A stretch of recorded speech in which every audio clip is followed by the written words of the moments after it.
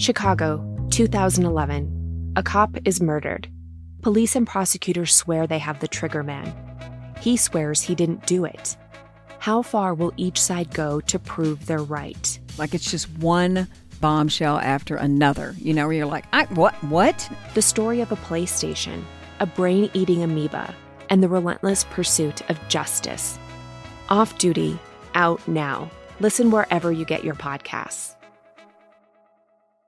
Howdy, howdy, ho, and welcome to Fantasy Fan Fellas. I'm Hayden, producer of the Fantasy Fangirls podcast and your resident lover of all things Sanderson. And I'm Steven, your bookish internet goofball, but you can call me the Smash Daddy. And we are currently deep diving Brandon Sanderson's fantasy epic, Mistborn. But here's the catch.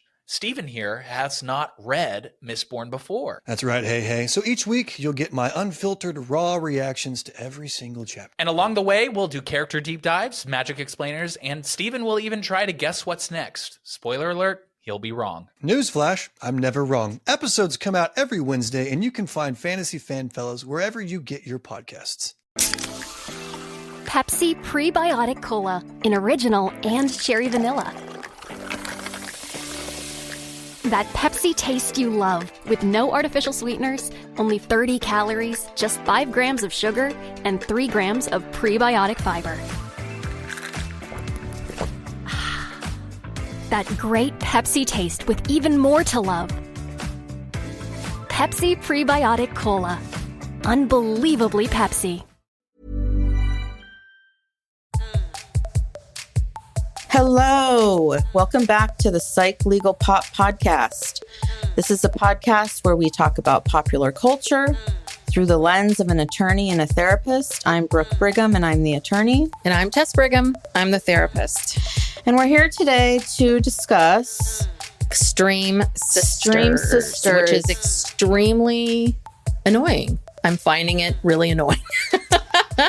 Yeah. For a show that I had such high hopes for, I've just been really, I don't know.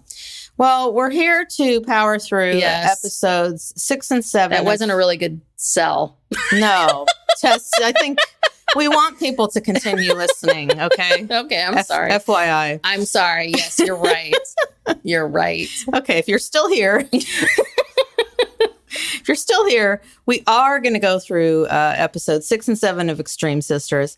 It's not these women's fault. I don't know if it's the editing, if it's, I don't know what it is, but I think the reality is that I think that them as these women as sisters and their stories are interesting. The problem being that their day-to-day lives aren't as interesting. I think that some of their day-to-day lives are interesting and they've got stuff going on. I think it's like anything else. It's like Housewives, right? The original story of someone and getting to know them is always, if you're interested in people, fascinating. But once they're there and you're like, they've got nothing to contribute or talk about, or they don't have a very interesting life, then it's like, well, yeah, a lot of these stories, I feel like they're really trying. Some of these, though, for instance, Jessica and Christina, I think they have plenty of drama on their own. Yes. I don't think you really have to stage much for them. Yes. No, I agree. And I think Anna and Lucy are just fascinating. Yeah, period. Period. But, we were just talking before we started about the triplets. So let's start with them because this show is trying really hard to push these Capasso triplets on us. And there is just no there there. They've barely been on screen for this whole season, and they're barely on screen, and they're only in one of these episodes, and they are barely on screen. So anyway, here's my question real quick with them. What I find sort of interesting is that the family disapproves of the gaming of all of this. But is there some sort of unwritten rule or deal that they can never comment on the triplets' appearance? I kind of feel like we've really ignored that, because when I was looking at these young girls, I was like, wow, it's extreme. Mm-hmm. The boob jobs are extreme. The lips are extreme. I just feel like, okay. And so we're just not talking about this. Okay, that's fine. Maybe they just said, we don't want to talk about it. But I don't know. I just feel like it's this thing that's right in our face, literally, figuratively, and no one talks about it. Yeah, I don't know. I mean, all right. Well, that's just I don't know what to say about that. I don't know. Maybe the family just decided, and I understand why they don't want to comment on it, but it's not. Yeah, you know what? It's not nice to comment on women's appearances or anyone's appearances, but it's like when young women, they're so young and they just don't need nobody really needs lips that big, and nobody needs that kind of dramatic plastic surgery. These women are beautiful as they are, and I don't know what to say about it. And yeah, like I was looking at their hair. I was like, are those wigs? Or I can't tell because the texture looks very odd. Yeah. And also I think they're biracial, but I think you can't tell with a lot of their, they've done so much to their faces. But look at their sister. Look at Regina. Yeah. And that's the thing that I think is just surprising and isn't really talked about. And I understand why it's not talked about, but it does feel very jarring. They're very young women that have had very extreme plastic surgery. Yeah. And you look at Regina and you're like, Regina's beautiful. That's what they should look like. Yeah. She doesn't look like she's had anything done. Listen, you're right. We shouldn't be commenting. I wouldn't want anyone to comment on my body. So I don't want anyone commenting on these women's. I think it's just more of, why did you feel like you needed to do that? Like, well, that's the culture these days. Yeah. That's the Kardashian culture, that a lot of these young women and even middle-aged and a lot of women, they look at that and they think, well, that's what I'm supposed to look like. And now, plastic surgery and all these kind of procedures, they're not taboo like they used to be. It's very common. It's that's just part of the culture. But anyway, so in the last episode, Mom was mad because she came over to have a meeting about the vegan Italian restaurant, and, 2 of the 3 of the triplets were not awake, and she got pissed off. So they meet their mom and their brother and sister at a restaurant. And it's just so, I don't even know what to say about this. It's so fake and set up. Regina is all pissed off about what I don't know. Their brother Aiden is so rude. He's just talking so rudely to them about them, saying how annoying they are. It's just like they're all, and the mom too, they're all just bashing. Well, they were bashing on them before they even showed up to the restaurant. They were already piling on, being like, where are the triplets? They're always late. Blah, blah. And that is the extent of their storyline at this point, is their family just bashing them and ragging on them. Yeah. Mom, I wrote down, like, Mom is still mad at the girls. Like, I can't remember what the time was from the point at which she showed up at 9 a.m. to the time in which they're eating. But the mom is still angry about it. And the way she was, where she was just like, the mom was like, we made a meeting at 9 a.m. and you weren't there, and I have the right, I'm the mom, like, I have the right to kind of just barge in and make comments because I'm the mother. Yeah. And again, I think, is it Catherine that was the one is the most responsible, that was awake at the time? I really feel for her, because I also think that when you have 3 people. Oh, no, it's Hannah. Hannah's the responsible one. Okay. So when you have 3 people in a dynamic, it's hard to get out the door at the same time, right? When you're one person, it's pretty easy to get out the door. And I think this is a bit of what's going on with the triplets, is it's not necessarily that they're lazy or don't care. It's just that they're the 3 of them have just been the 3 of them for so long, and they're so used to kind of waiting on each other that it doesn't take much to be late. Maybe they aren't excited about getting up to be yelled at by their family. Well, yes, that too. Well, I was just thinking about it in terms of going to this dinner. Do you know what I mean? Like, they were complaining that they're late already. Yeah. They're late. And and then they go back to the job issue about, and you're just like, okay, we got it. You don't understand the job. They keep talking about how the family does everything for them and they do nothing for the family. And it's like, okay, well, give me a couple of concrete examples of that. Like, what are you talking about? These people just brag and just say all this stuff. It's like, what is the family doing for them? I haven't seen you do shit. Well, we saw in the first episode where the girls went over to Regina's, which felt very set up. That was totally set up. And asked her to do laundry. But again, if it wasn't set up, Regina, you can say no. You know, they're acting like these girls just siphon everything from them, finances, money, time, energy, and they do nothing in return. It's like, last time I looked, I haven't heard, trust me, if you were paying their bills, we would hear about it. Like, I've yet to hear about you paying their bills. I've yet to hear about any of this stuff.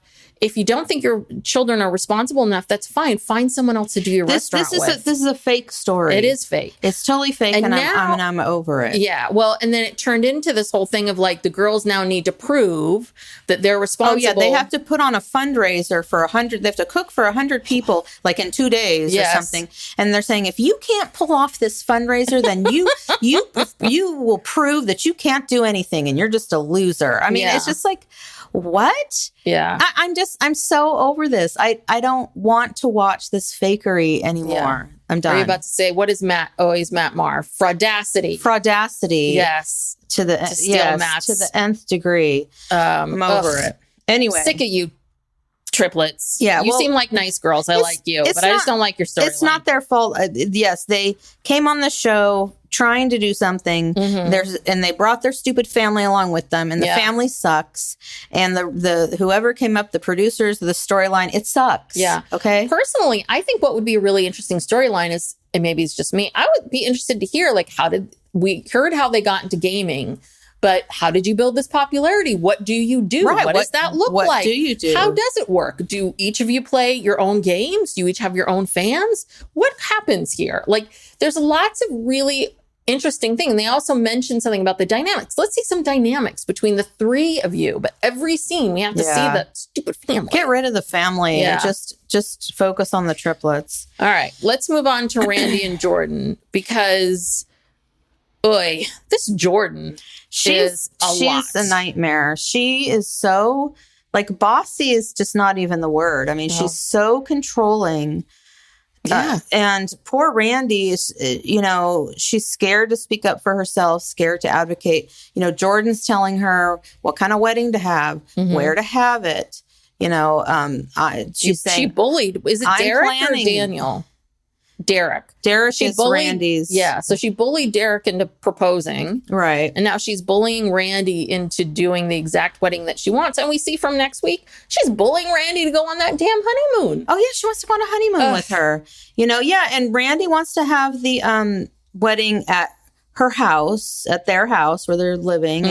And Jordan's like, oh, no, my boss said we could use her house and we're going to have it there. And Randy's like, well, I need to talk to Derek about this. And Jordan's just kind of like, well, why?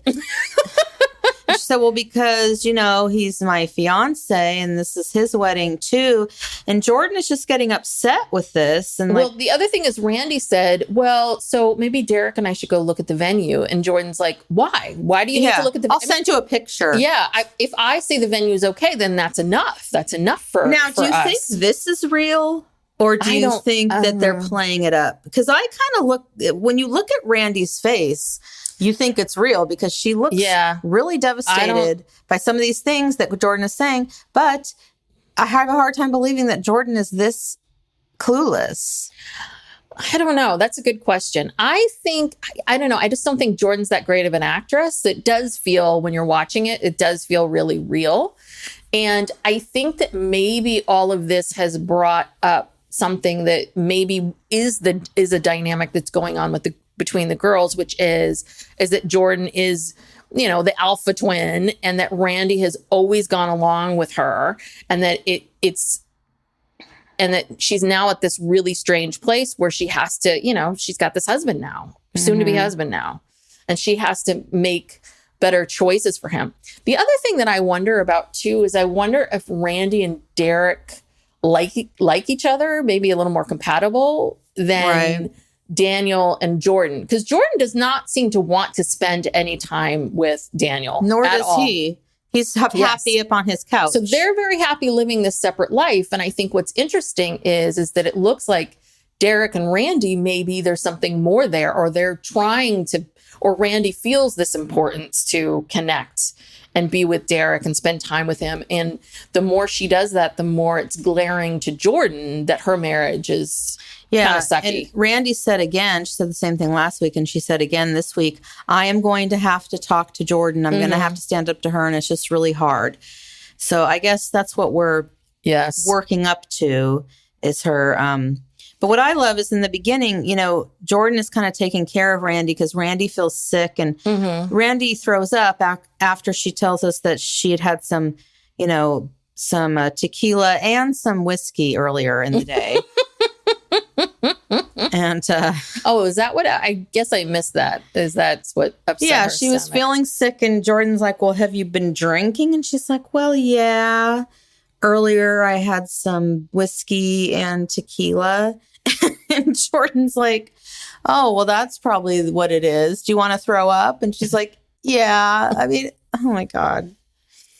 Anywho. Yeah.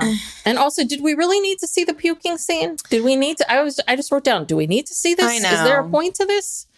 Anyway. All right. So let's go to Anna and Lucy. Yeah, this was fascinating, I have to say. So they are working at the Casablanca restaurant. It took me a while to get that was the name of the place. I was like, oh, Casablanca. Yeah, so they're all ready to, this is their first day of work. They got their face shields on. And so they start them out in the kitchen, and they're immediately concerned because they don't have double of everything. Yes. Like they don't have two of the exact same knives, two of the exact same tea towels, two of the exact same bowls. And the chef is just saying, well, just use, he's like, we'll trade off. And they're like, oh, okay, we'll trade off. I mean, I don't know what was told to this chef, but it was just bizarro. They were trying to cut things, and they were doing their counting. Yes, one of them cuts slices a cucumber 10 times, and then the other one does it 10 times. And they were trying to do all this in the kitchen, and the sous chef is just looking at them like, what do I do? Why am I here? Like, what is happening? Well, and that's where I'm like, they had to have, I mean, either the sous chef and the chef there were, saying, oh, we're being filmed, so we need to be nice, or they were prepped ahead of time. Because from everything that I've seen in my limited experience of working in the world of restaurants, which is very, very limited, it's not a place where you can be like, oh, hold on a second, let me get a tea towel. Like they were being way too accommodating. So which made me think that they're in on the joke a little bit. I think it's almost like, give these women some things to do, maybe not tell them what it's like, but. Oh yeah. Obviously the restaurant's not even open. They're just coming in there. They're not really helping. I mean, so it is set up, but I mean, they went, it is, they did their thing. And so then they said, well, why don't we have you come outside and wipe down the tables? Which wasn't much better because they're doing the wiping. They have to each touch the same table the same number of times. So they're spraying, and then they're wiping, and they count like, okay, well, you do 10 times, you wipe 10 times, and then the other one comes over and has to wipe that same place 10 times. So they've been half an hour on this one table. And then Deb comes over and she's like, you guys, I've seen you like spray this table 1,000,000 times. Like, what is happening? Yeah. I'm amazed you remember. I forgot her name was Deb. Yeah, I mean, it's just, and the more, the harder they work, the more painful it is to watch them, because they, it's something that should be so simple becomes so complicated. And because they are trying to rush, they keep forgetting things, which creates more anxiety, which makes them rush even more. It's just like a recipe for disaster. Yeah. And then finally, they have to come to the, realization that if they're going to be at any help at all in the restaurant, they're going to have to do different things. Yes. So they try carrying a tray of coffees together. Yeah. That doesn't really work. So then they go and they actually, one takes 1 cup of coffee. Well, because it was the same thing. I think both coffees Are you talking about when they both brought a coffee to the table? Because it was the same thing. So it was the same coffee. Yeah. But one of them, I think at one point, one had to bring a coffee and one had to bring something else. And that really threw them off. Yes. And then later at home, when they were reflecting on all of this, they said, we found ourselves, you were carrying a bowl and I was carrying a cup. And it's like, wait a minute, we're changing. No, they said, we're like, when we're busy, we forget about these little things we have to do. And I thought that was fascinating. I'm like, these things that we have to do. Right. They've convinced themselves that they have to do these their things. routines and their rituals. But the best is that first day where Deb is debriefing and Deb's like, see, you were carrying a plate. She was carrying a cup. Hey. Right. It's like a progress. We're making progress. But later that night, I swear to God, they went home and they're like, oh my God, you were carrying a bowl and I was carrying a plate. And they didn't like that. They said, we don't want that. We don't want that. We notice we're changing and we don't want that. Because I feel like I would be so Deb in this situation. Like, hey, look at this. I would be feeling so good. Like we're making progress. And then to find out that they're at home going, we can't do this. We can't do this. But they did say, and this is their part of the end of episode 6, which is they did say that, they've accepted that they have to let go of how rigid they are. They're accepting that. I'm like, oh my God, here we are. Season 2, we're making breakthroughs. Anna and Lucy. But are they? Because then they backtrack. Then they quit. I was very hopeful in episode 6. Okay. Episode 7, my hopes were dashed. I'm just giving you, I'm taking on my personal journey of dealing with the two of them. Yeah, no, they slept on it and they were like, it's too much. No, it is too much. Yeah. So episode 7 is the infamous dentist, the tooth. We're back at Radiant Smiles, and Anna wonders if she will miss her tooth. Yes, that was the best. Yeah. So, I mean, they go through the process. Anna's tooth gets pulled, then Lucy's tooth gets pulled. And, they seem okay after that. Well, yeah. Until the next day. Until they got home. Yeah. Though I have had a tooth pulled and trust me, it is not fun. But the other thing is usually they replace the tooth with another they make a tooth for you and put it in there. So I'm wondering if they're both going to maybe that's a different process. Well, one is a wisdom tooth. So you're not going to replace that. But yeah, Anna might. Well, no, Anna's not going to get the tooth replaced because remember, they have to be the same. They both have to be missing a tooth. Yes, that's the whole point of this. But yeah, it's not until they get home later tonight. God bless that Ben, who doesn't seem to have a job. Again, all these people with all this money and free time, I really have been screwing up in their life. I'm sure he has a job. He's just filming on his, he's making time to film. Well, but he's taking care of his girls, his women. Well, and did you notice that when they were laying in the bed, the babies were in the bed? Yes. The babies are still with us. No. But the best is they comment on that. They're like, oh, the babies are here. The babies are here. And with their new toys. Okay. So basically, did the mom get each of the babies a stuffed animal? A teddy bear? Somebody did. I don't know. They're in a bed with 2 of the dolls and 2 bears. The matching pink teddy bears. But Anna starts to panic because she sees the hole in her mouth. And it really freaks her out. I didn't know if it was just like having this hole in her mouth or if it was the fact that this is so different than Lucy. Well, she started saying that the holes don't match. And I'm like, well, how do you really know? I mean, they're still healing. They're covered. She opened her mouth and it just looked all bloody. And how do you know the holes don't match? I don't know. But yeah, she started having a panic attack. But then it's pamper night. And then they get cards and flowers from the Casablanca team, which I thought was very kind, which maybe the producers made them do. But I was like, oh, that's nice. Yeah. But this is what they realized, like, oh, we really like everyone at work. And I do want to say, because we do see some scenes with them with the customers, and people seem to like them. Well, they're very friendly. They're very friendly. And it's funny because this is what Deb says, is she's like, they're great with the customers, like charming and funny, and it's entertaining, and it's all of these things. But they realize that they can't do this ongoing because they're worried about doing different things. One with a glass, one with a plate. It's too much. That was too much. It was too much. The glass and the plate they went too far. Just too far. Yeah. So now we're left to wonder, well, gosh, what's next for Anna and Lucy? The restaurant didn't work out. Yeah. The babies didn't. Well, thank God for that. They're still there, oof. but Thank God this is where the babies are. Well, that's the thing is that obviously every episode with them is staged, but it's funny as hell. Yeah. It's like, Well, I do think it keeps giving us like glimpses into their psyche about how they think about things and how they do things. And it's this resolve that they have, which is, this is how we choose to live our lives. And we're not going to compromise for anyone. Now, it's a very privileged place to be in. Yeah. I would like to say. They don't have to work. They don't have to work. They don't have to do this. And so, again, that goes back to if they had to at some point in their lives, maybe things would be different. I don't know.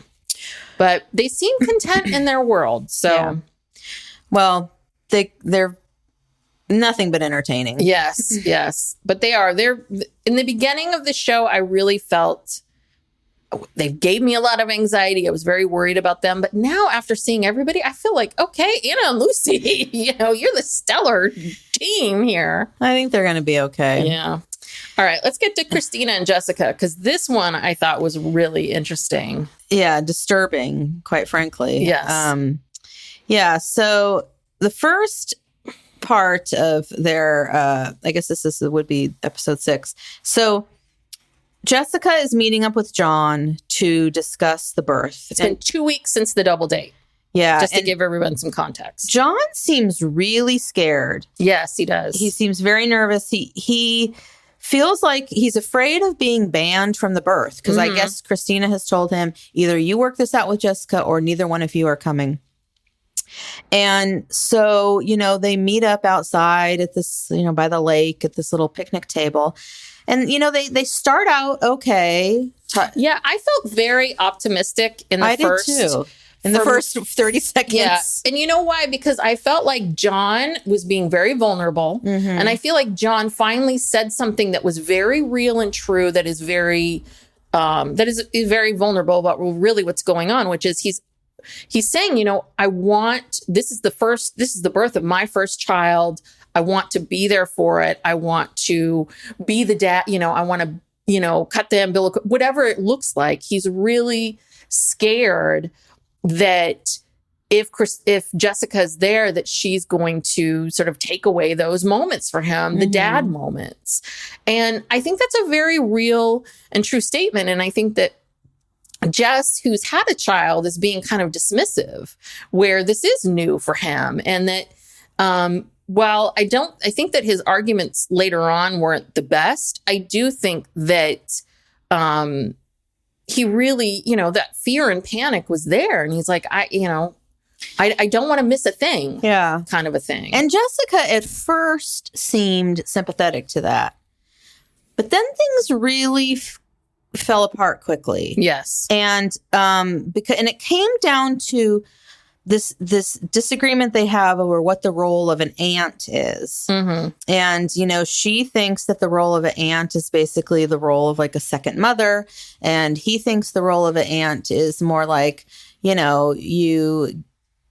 see the kid on their birthday and, holidays and things really fell apart. And then John kind of started to get very immature. Yes. And started saying, I can't remember exactly what he said, but kind of really, he was saying, well, I don't want a relationship with you. I don't have to like you.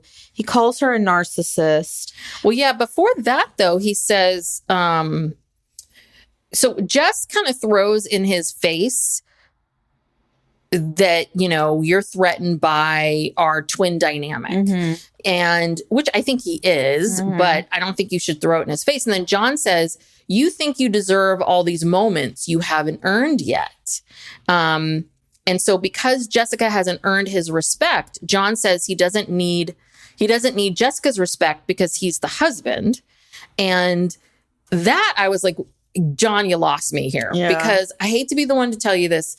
Each person has to make a decision for themselves about these dynamics, but I hate to tell you, John, but I'm with Jessica. I mean, Jessica shouldn't have thrown it in his face, but it's a little bit of like, yeah, Christina has been married before and Jessica is still here. Like, they are twins. They are going to be connected for life. That family, if the person has a problem with their family, then that's a different story. But if you have a partner who has this sister that you know your partner loves and respects and wants to be in her life, you can't. You have to either respect that or walk away. Yeah. You know, take it or leave it, because they are not going to change. And I know that John wishes that he was marrying into this clean slate, but he's not.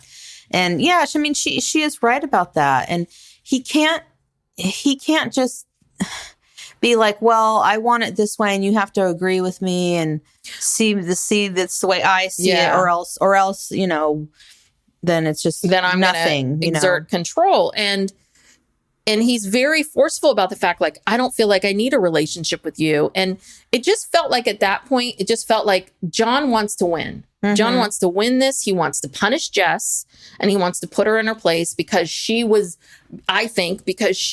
doubted their relationship. And he felt like Jessica did all this stuff to pull them apart, and he and his relationship with Christina, right? So I get the sense that it's almost like John now is, I'm the husband, I'm the father of this baby. Well, they're not even married yet. What? He said married. No, she said you're the fiance. He's like, well, but I have a ring. No, they're married. Remember, she made Christina be a witness. That's right. They are married. Okay. And listen, I don't know if Jess on purpose was trying to like be dismissive, but of the relationship. But the thing is that he's mad. He's mad that Jess didn't support the relationship in the beginning. And he wants to punish her. And this is the one piece of control he has. I mean, I don't know. But this is just stupid. This is not how you could never survive in a family if you held everything that every single person ever did against them forever. It just, and you see families who do that and they're miserable. It's like, if you want to be part of this family, you want to let go of the past, you want to move forward. I'm sorry, you have to forgive and forget and not forget, but you have to forgive and move on. Yeah. Well, and so, yeah, I just felt like his immaturity really showed when he called Jessica a narcissist. I was a little bit like, he really was acting immature, but then she sunk down to his level pretty quickly after that. And she started kind of doing some name calling, and I forget what she said. And then she walks away, and then she starts hysterically crying, and she says she feels defeated. And I did feel that moment, because I think she really felt like, I can't call my sister and tell her that we aren't good. Like, this has to be fixed. This has to be solved. She doesn't want her sister under that kind of stress when she's pregnant.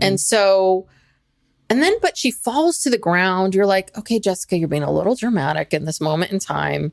And what she did say that I thought was really interesting is she's very worried about being blamed, you know? And I felt like Jessica seemed very sincere in that moment with this desire to want to make her sister happy.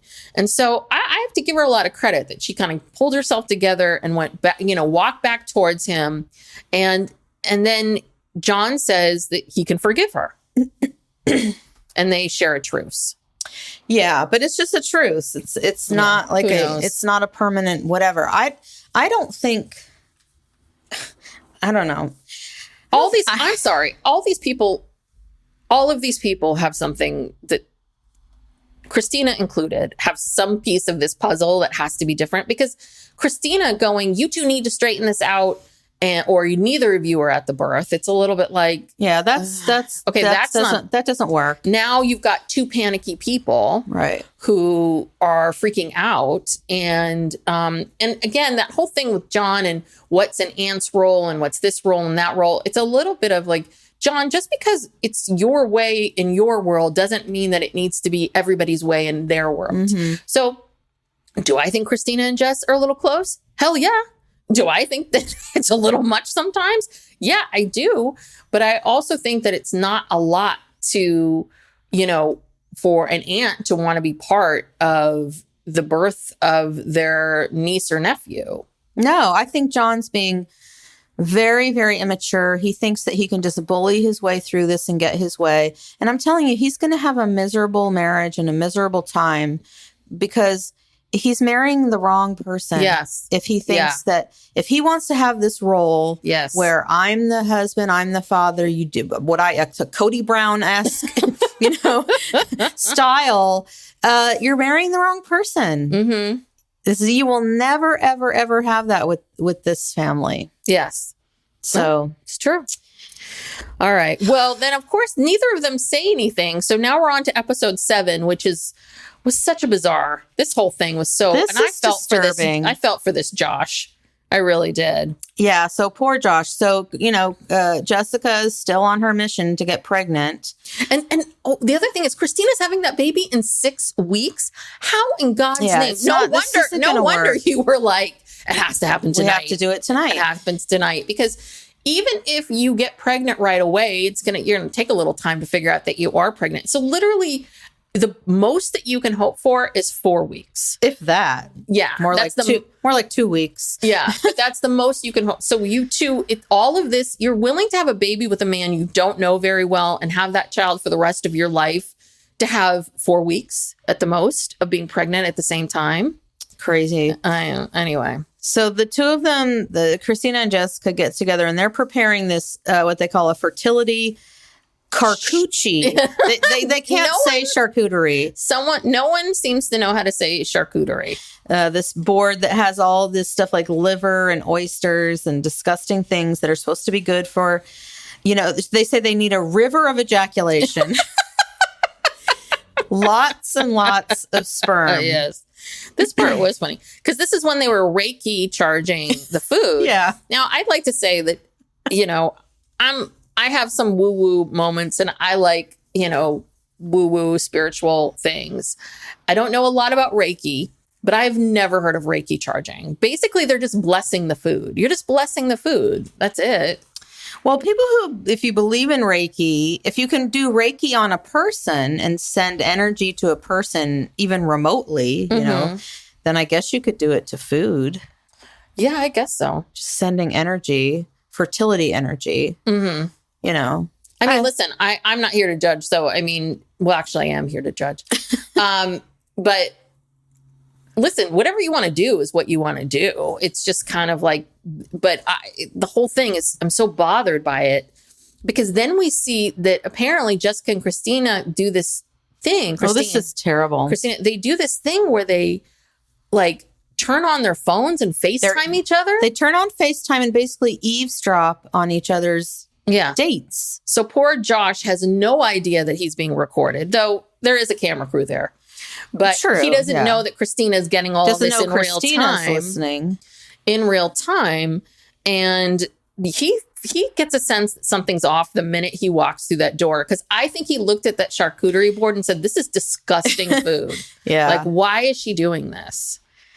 Yeah. And so, Jessica just cuts to the point and she says, that she wants to have a baby tonight. And Josh kind of says, how long have we known each other? Yeah. And he's basically saying, do you think this is normal? And she's like, yeah. She's like, what is time? Time is a construct. It was something Einstein invented. I mean, she's just going off on, no, this is perfectly, what do you mean? This is perfectly normal, perfectly fine. And here's where I couldn't tell if Josh was just going along with the script or if he really thinks she's crazy or if he's going to participate in this. Because he says, I think we should wait. And but then they show the scenes from next week's episode and Jessica's taking a pregnancy test. Yeah, I saw that. But I also wondered what that was about. I don't know. Because if he went on to have unprotected sex with Jessica after this, then he's a real fool. Then he's an idiot. Yeah. She flat out told you, this is what I want. This is what I'm doing. And he should have just gone home. Yeah. After that. So do you think that if anyone ever listened to our Secrets of Playboy episode that was a long time ago about our Cosby story, do you think that it's possible? I thought of that. Do you think it's possible that Christine was in a room down the stairs, that he took off the condom, Jessica collects the condom, Christina's waiting. In the other room with a syringe and a turkey baster. You know what? 100%. Yeah, I could believe all that. That could happen. But, Josh could, but if that's all caught on camera, Josh could probably sue them for that or something. Oh, yeah. I mean, my God. I don't know. Josh looked, I don't think he's that great of an actor either. He looked very stunned. And I think he was just sort of there trying to assess the situation of like, there's a camera crew here. This woman's asking me this insane question. What should I do? Yeah. But the best is when he basically kind of says no. And then she's like, wow, I really thought he would go for it. And you're like, you really have no idea. Like you are lost.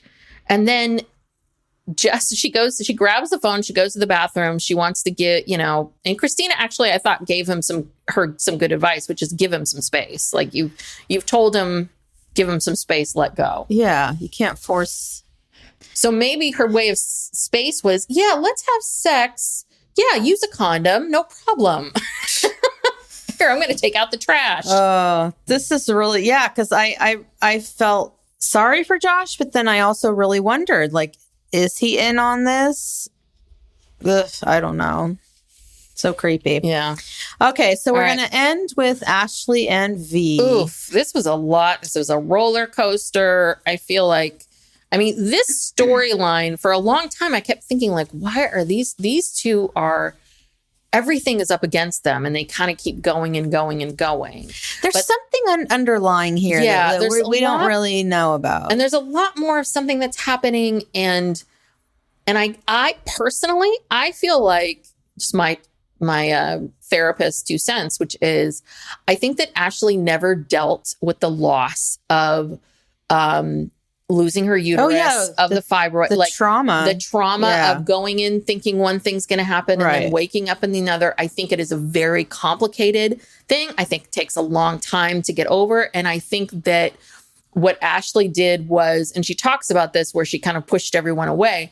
I think that she, was at a really low point. And instead of saying, okay, I got to work through this, she was like, oh, I'll have another baby. Yeah. I can fix this. So this is the way in which I'm going to fix it. Yeah. She has a lot of trauma, and you can just see by the way that she reacts to all this, because so they go to the doctor, to a fertility doctor, and Ashley's 35, but she doesn't know her egg situation. So they, and I have a note here. It says, Ashley's still very traumatized by the surgery. So they look in her ovary. She has like 14 eggs and just one ovary, which is good. So, she's good on that end. But V, this gets brought up. I'd mentioned this way back, I think on like the first episode. So V, who's 42, had a heart attack. Like, did we learn that in the first episode? Well, I had seen it on, I don't know if it was a podcast or a Facebook page or something, where someone had gone to V's, Instagram page, and she has on there that she's a heart attack survivor. So she confirms that she had a heart attack. She said 8 years ago. Stress related. Did she say 8 years ago or a year ago? No, she said, because I rewound, it's 8 years ago. So she was only 34? Yeah. She has a stent.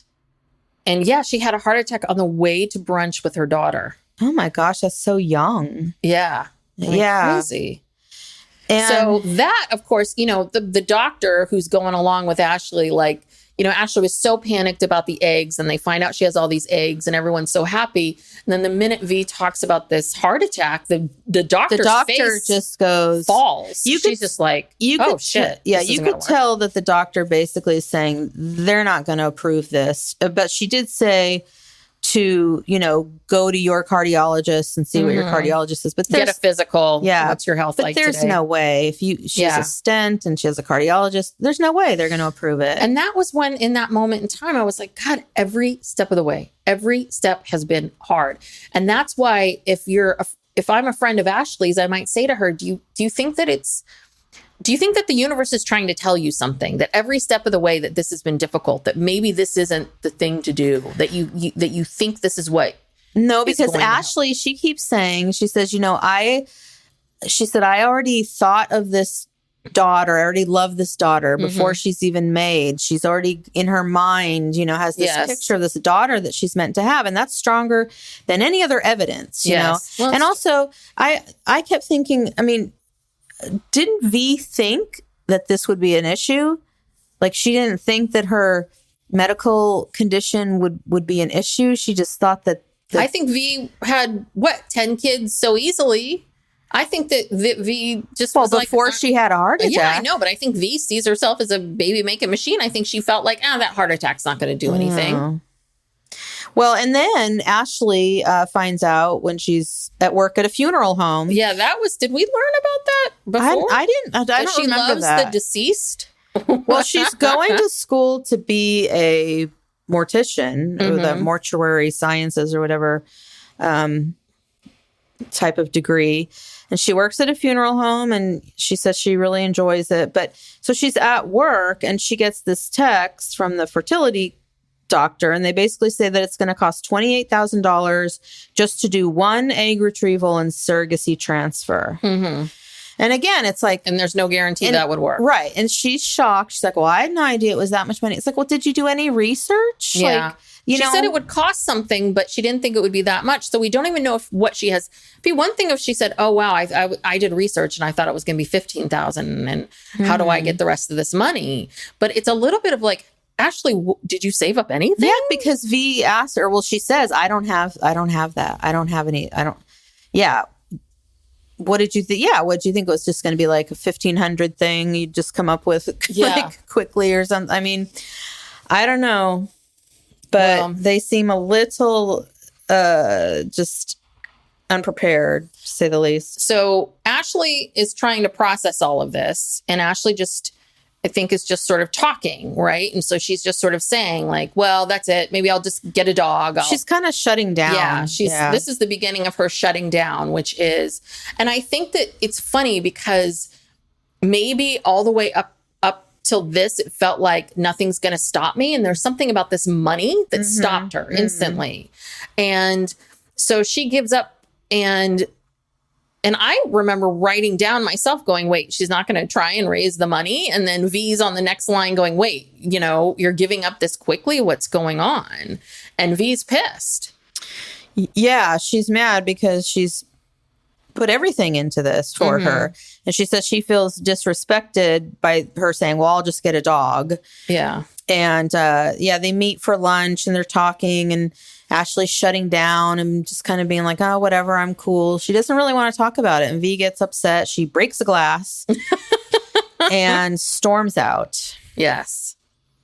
That's the end of the episode. Yeah.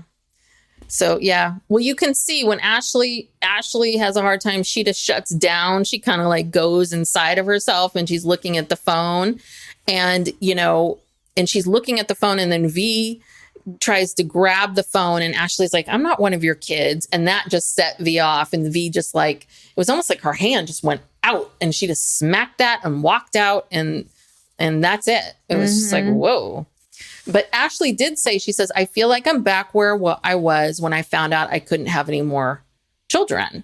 Because at that time, she said, this is when she cut everyone off. So it'll be interesting to see what happens next week. I don't know if that's what happens at the end. Does this hurt their relationship, their sisterhood or what? But I guess I was so shocked because we had been watching for so many episodes Ashley go from person to person to person, nobody on her side, nobody there. And it just took a bill for $28,000 to just, oh, okay, this is the thing that's going to derail you, versus the end of a marriage over here. Or V's health. Yeah, V's health, your mother not being happy about this, like all of it. Yeah. Well, maybe that was just kind of that's something very tangible. Yeah. If you have to come up with $28,000 and fork it over, that's much more tangible than people's approval or disapproval or whatever. Yeah. But honestly, if she really wanted this, she should go get a job at a place that will cover it because, a lot of places cover this now. I mean, the tech companies do. A lot of my clients. I don't think the funeral home does. Yeah, I know that would mean, but that would mean she'd have to make a little bit of a career shift. But I don't know. Yeah, you could do a GoFundMe. I don't know. I'm just like, payments? I don't know. Or I don't know, maybe I understand that she wants to have this child, but like, why don't you adopt or foster a little girl? Oh, she's got her mindset on her own, biological child. Right. So we'll be back with whatever the next episode is. Yeah, we don't know when this we don't know when the season's going to end. I think it probably has at least 2 more episodes. Yeah, to wrap I feel like it's going to have 1 more, but maybe it will be 2. Oh God, maybe they'll go to 10 or something. I don't know. Well, we're on 7. So 8, 9, 10. I don't know. Anyway, we're gonna see it through. But also, we are not quitting. We are not quitters. Also, if you don't already check out our Sister Wives episodes that come out on Tuesdays, we're just sitting here waiting for the next season to start. Yes. And in the meantime, we are recapping the series from the start. So if you're a Sister Wives fan, we are the place to be. Yeah. Earlier this week, we did episodes, 6 and 7 of the first season, which is the wedding. Yep. And then we're just going to continue to carry on. We do 2 episodes every week, and we'll just go in order. And so if you like Sister Wives, check us out on Tuesdays. And after we finish Extreme Sisters, we're on to something else exciting, big and better things. So stay tuned. And if you like this podcast, please give it a 5-star review. Leave some kind words. We really do appreciate it. It helps us. And subscribe. What do they say on YouTube? Smash that subscribe button. Oh, that's what they always say on these things that my son watched. Smash that subscribe button. All right. Yeah. But yeah. Smash the subscribe button. Tell a friend. Tell 5 friends. We do appreciate all of the loves and the downloads and all that good stuff. Yep. All right. Well, thanks for joining us. We'll see you next time. Bye. Bye.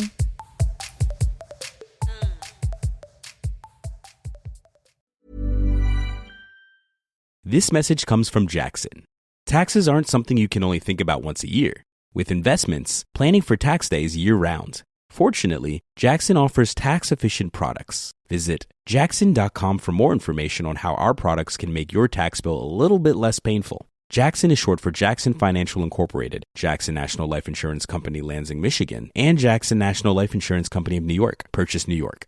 Howdy, howdy, ho, and welcome to Fantasy Fan Fellas. I'm Hayden, producer of the Fantasy Fangirls podcast and your resident lover of all things Sanderson. And I'm Steven, your bookish internet goofball, but you can call me the Smash Daddy. And we are currently deep diving Brandon Sanderson's fantasy epic, Mistborn. But here's the catch.